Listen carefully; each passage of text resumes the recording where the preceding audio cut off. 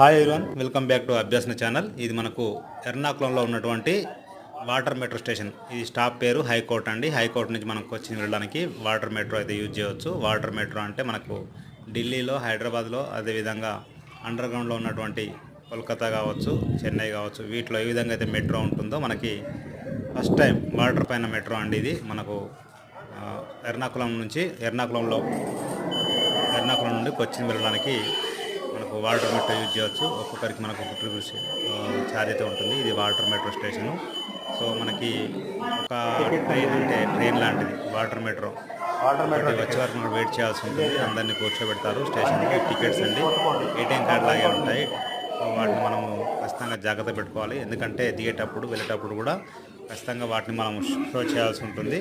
అంటే వాటిని మనం స్క్రాచ్ చేస్తేనే బయటకు రాగలుగుతాము, లేకపోతే లోపలనే ఉండాల్సి వస్తుంది. సో కాబట్టి అవి ఎక్కడ కూడా మరి చినగకుండా లేదా మడత పెట్టకుండా జాగ్రత్త పెట్టుకోవాల్సి ఉంటుంది. ఒక వాటర్ మెట్రోలో మనం సపోజ్ ఎర్నాకుళంలో ఎక్కామనుకోండి, అక్కడ మనం ఎంట్రీ అయిన తర్వాత మళ్ళీ కొచ్చిన్కి వెళ్ళిన తర్వాత అక్కడ మనం ఎగ్జిట్ అవ్వడానికి కూడా ఖచ్చితంగా కార్డు యూజ్ చేయాల్సి ఉంటుంది. ఇది మనకు చూసినట్లయితే ఇది ఎర్నాకుళం హైకోర్టు స్టేషన్ ఉన్నటువంటి వాటర్ మెట్రో స్టేషన్. నెక్స్ట్ ఏమో కొచ్చి మెట్రో స్టేషన్ అండి.